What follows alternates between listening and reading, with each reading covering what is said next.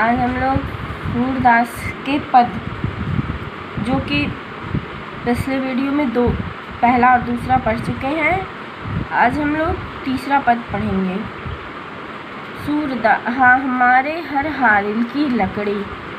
हारिल एक पक्षी है। हारिल एक पक्षी का नाम है जो अपने पंजे से लकड़ी को इस प्रकार जकड़ लेता है, इस प्रकार पकड़ लेता है जो छोड़ने का नाम नहीं लेता है। उसी प्रकार सूरदास जी इन पद में गोपियाँ उद्धव से कह रही हैं, इन पदों में गोपियाँ उद्धव से कह रही हैं कि हमारे हृदय में श्री कृष्ण के प्रति अटूट प्रेम है, जो कि किसी योग संदेश के द्वारा कम होने वाला नहीं है, बल्कि इससे उसका प्रेम और भी दृढ़ हो जाएगा।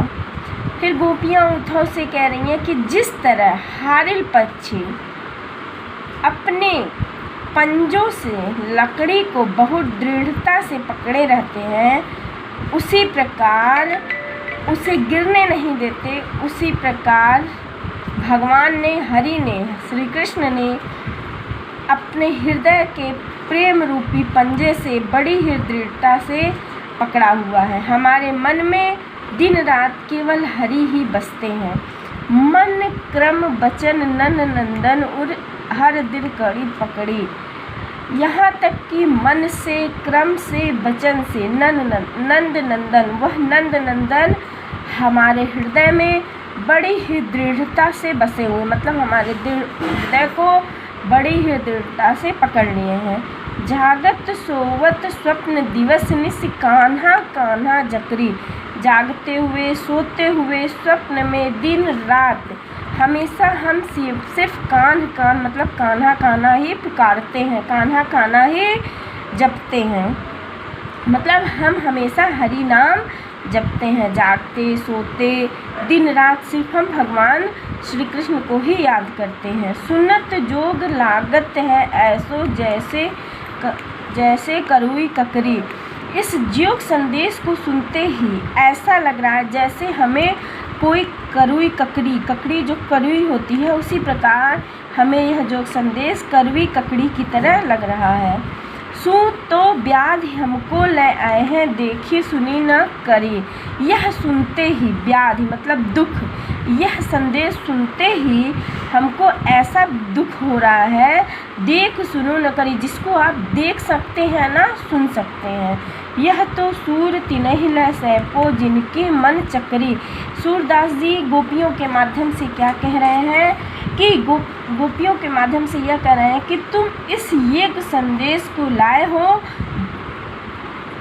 उन्हीं को दे दो। मतलब जिनके द्वारा यह योग संदेश तुम लेके आए हो, यह योग संदेश उन्हीं को दे दो, जिनके मन हमेशा चक्री मतलब चक्कर काटता रहता है, कभी इधर तो कभी उधर।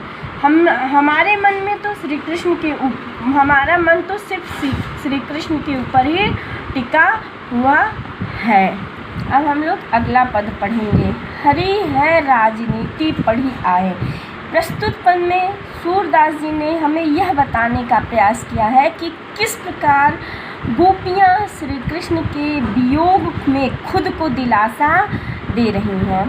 ठीक, सूरदास गोपियों के माध्यम से क्या कह रही हैं कि श्री कृष्ण ने अब राजनीति का पाठ पढ़ लिया। हरि मतलब श्री कृष्ण है, राजनीति पढ़ी आए मतलब श्री कृष्ण अब राजनीति का पाठ पढ़ाए हैं, जो कि मधुकर मतलब उद्धव के द्वारा सब समाचार प्राप्त कर लेते हैं। समुझी बात कहत मधुकर के समाचार सब पायो।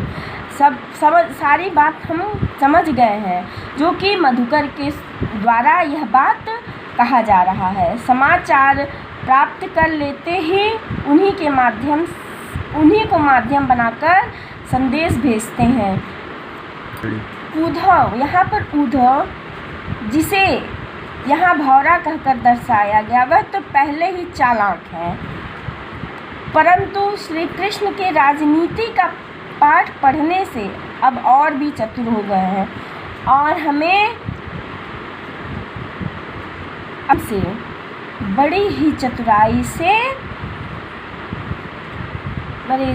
एक अति चतुर होते पहले ही अब गुरु ग्रंथ पठाए। एक तो वो पहले से ही बहुत चतुर थे, चालाक थे, चतुर थे, चालाक थे पहले, मतलब पहले से ही। अब गुरु ग्रंथ पढ़ाए, अब तो वो गुरु ग्रंथ पढ़ लिए हैं, मतलब और बुद्धिमान हो गए हैं और चतुर हो गए हैं।